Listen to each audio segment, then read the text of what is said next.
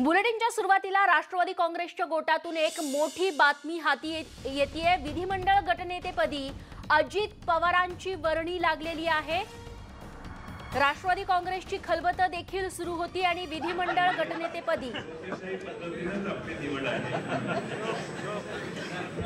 कोणाचंच नाव नाही, आपल्या राज्याचे अध्यक्ष दादांचंच नाव आहे। आदरणीय जयंत पाटील साहेबांनी राष्ट्रवादी काँग्रेस पक्षाचे विधिमंडळाचे गटनेते म्हणून आदरणीय अजितदादा पवार साहेबांचे या ठिकाणी नाव सुचवलं। त्या नावाला मी या ठिकाणी आपल्या सर्वांच्या मते माझ्या मते अनुमोदन देतो।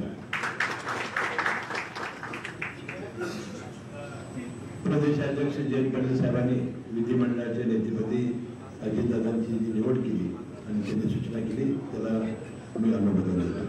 मी माननीय प्रफुल्लभाई पटेल साहेबांना अजितदादांचा स्वागत सत्कार करतो।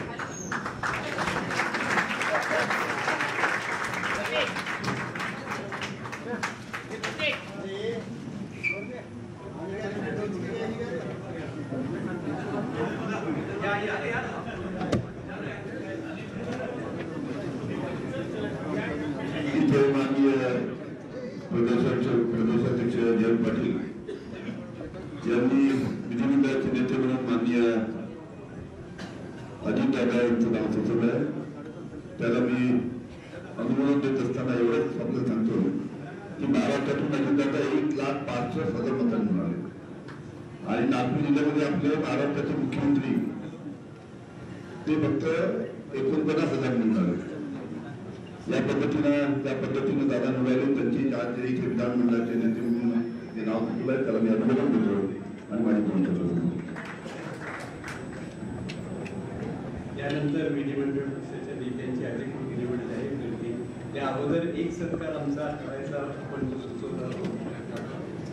माननीय अजितराव पवार दादा यांची विधिमंडळ राष्ट्रवादी काँग्रेस पक्षाचे अध्यक्ष म्हणून नेतेपदी निवड झाली असं मी घोषित करतो।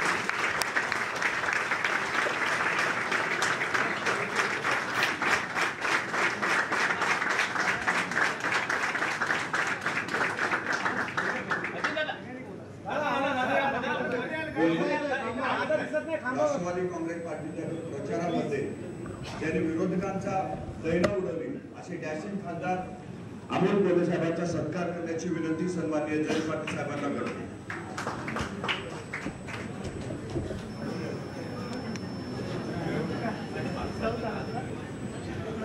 जोरदार टाळ्यांनी आपण स्वागत करूया।